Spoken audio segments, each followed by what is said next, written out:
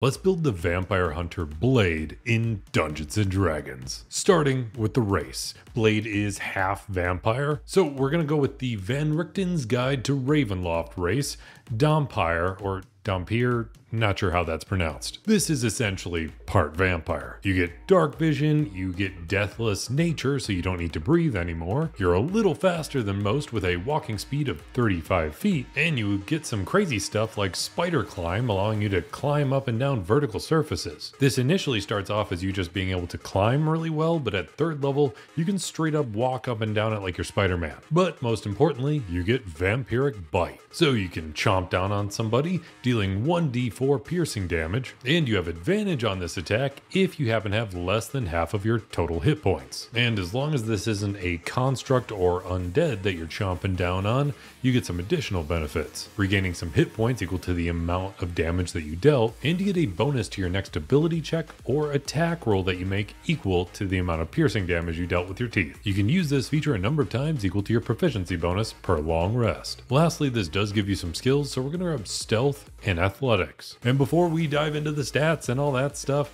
make sure to subscribe. It really helps the channel. In fact, anything that you do to interact with this video, whether it's subscribing, liking, hitting the notification bell, commenting, all that stuff, it really helps the algorithm and helps this video and this channel, and it's free to do. So if you do that, it would be super awesome, and those that subscribe actually roll more nat 20s than those that don't. Then when it comes to a background, you wound up coming into being as this sort of half vampire purely by chance. Like, you got super lucky. Although lucky might not be the best word here, because you did kind of lose your mother in the process. While Blade's mother was pregnant with him, she got bitten by a vampire. And during the turning process, he was born, meaning that he didn't become the full-fledged vampire and became the daywalker that we know and love. And I'll think of this as being rewarded. So that's the background we're going to take. We can have skill proficiencies in persuasion and sleight of hand, and this allows us to choose one of 3 feats. We either get lucky, magic initiate, or skilled. And we're going to choose lucky because that's just going to wind up benefiting us more for this overall build.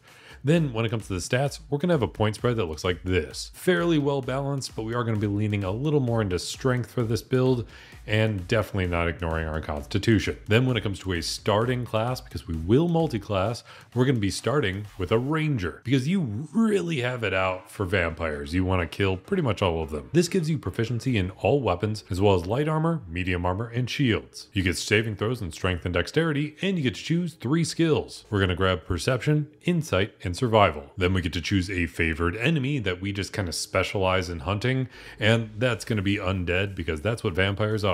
We're going to swap out the natural explorer feature from being a ranger because it's pretty much useless for us for this build, and we're going to take the optional Deft Explorer instead. This allows us to choose 2 languages that we get to learn, as well as getting expertise in 1 skill. So we're going to go ahead and get expertise in perception, because we want to be very aware of our surroundings and not lose track of any of those pesky vampires going around. At 2nd level of Ranger, we get some spell casting, but I'll cover that in just 1 second. But additionally, we get a fighting style. Now we have a little lower on the dexterity side, so I want to be able to boost that up a little bit, at least as far as your accuracy, by choosing the archery fighting style. This gives us a +2 bonus to accuracy with ranged weapons. Although you do specialize pretty often with using your sword, we want to make sure we don't leave out our guns or crossbows, depending on what you wind up using, because those are very important parts of Blade's arsenal. Then at 3rd level of Ranger, we get Primeval Awareness, which we're going to take the updated version that just kind of expands our spell list, and you get to choose a Ranger archetype, which is your Ranger subclass. And vampires are a pretty classic monster, so we're just going to go ahead and go with Monster Slayer. Partially because this allows us to get an additional spell that is super helpful for fighting a bunch of undead, because it adds protection from evil and good to our spell list. And this is probably how you're going to wind up surviving against hordes and hordes of vampires, because it has some pretty great benefits against them. If you go up against aberrations, celestials, fae, fiends, or undead, any attack rolls they make against you are going to be at disadvantage. And you can't be charmed or frightened by these creatures while you're under the effect of this spell. And if you happen to be going up against more like undead spirits, then you can't be possessed by them either. And while we're talking about some spells, we'll also grab Zephyr Strike because that's great when it comes to dashing forward and slashing into somebody. And we're also going to grab Hunter's Mark so that we can deal a bit more damage when you're slashing with your sword or shooting with your crossbow or gun. You also get the feature Hunter's Sense, so you're a little more aware of the vulnerabilities of whatever creature that you're hunting, allowing you to understand their immunities, resistances, and vulnerabilities. Additionally, you get the feature Slayer's Prey.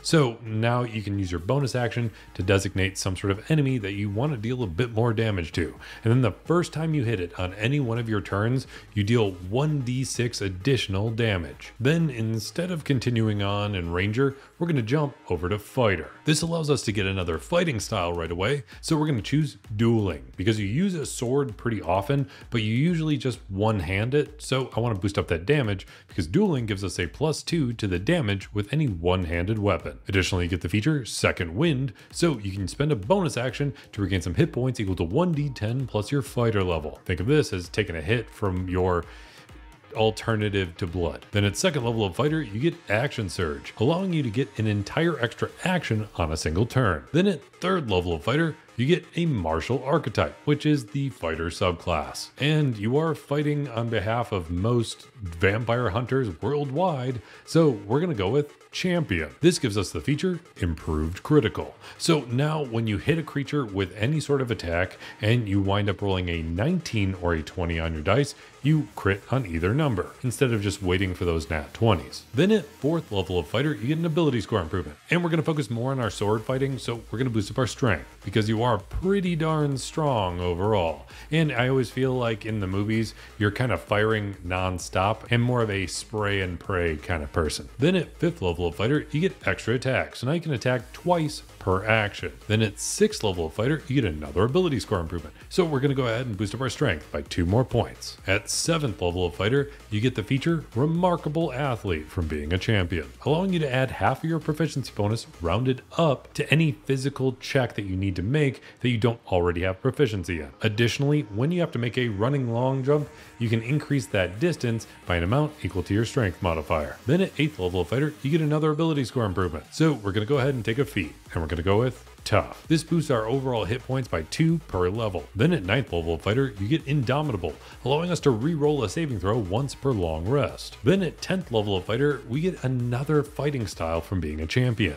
And I want to make sure we don't ignore the fact that Wesley Snipes has some amazing martial arts skills. So we're going to go ahead and take Unarmed Fighting. This means that whenever we have to make an unarmed strike, we can now use a D6 plus our strength modifier. And if we don't have anything in our hands, it could be a D8 instead. And then on top of that, if you happen to be grappling an enemy, they get to take an additional 1d4 of damage. Then at 11th level of fighter, you get another extra attack, meaning you can attack 3 times per action. Then at 12th level of fighter, we get another ability score improvement. And I would put a bit more into our ability to use ranged weapons, but I think it'll be better to just have more health. So we're going to boost up our constitution by 2 points. Then at 13th level of fighter, we get another use of Indomitable per long rest. And at 14th level of fighter, we get another ability score improvement. So we're going to go ahead and boost up that constitution again. Then at 15th level of fighter, we get another feature from being a champion called Superior Critical. So now instead of critting on a 20 or a 19 or a 20, now we can crit on an 18, 19 or 20, tripling our crit range from the average fighter. Then at 16th level of fighter, we get another ability score improvement. So let's finally max out that constitution. Now we have a bit of a tough choice. We have 1 level left. We could take 1 more level in fighter, which would give us 1 more use of action surge per short or long rest, as well as 1 more use of Indomitable per long rest, or we could jump back over to ranger, giving us 1 more ability score improvement. And I feel like we let his ranged attacking go a little too unnoticed. So we're going to go ahead and jump back over to ranger, getting us 1 more ability score improvement, and we're going to take a feat. And this is all based off of whether your campaign allows guns or not. This will allow you to get firearms, which can be pretty darn powerful if you use the right weapons. But I'm going to pretend that we're sticking a little bit more medieval and go with Crossbow Expert.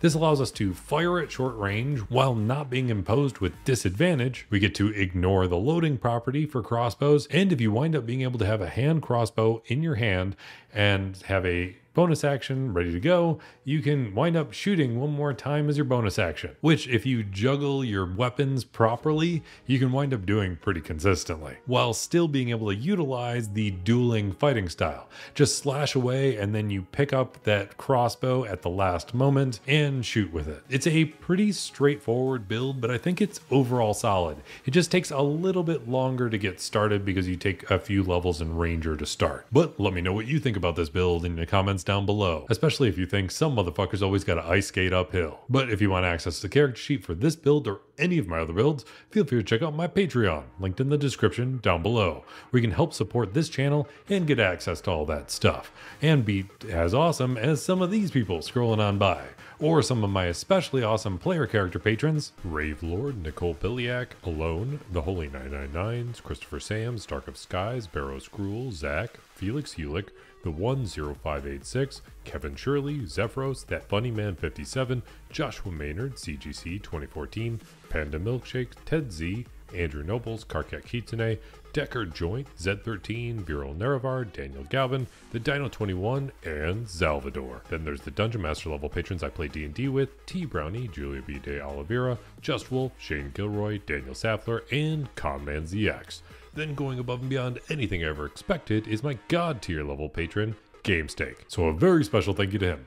And if you made it all the way to the end of this video, let me know by hitting that like button, and I'll be here helping you roll at least 3 nat 20s in your next D&D session, especially if you want to go full on vampire hunter while still being half vampire yourself and play as Blade in Dungeons and Dragons.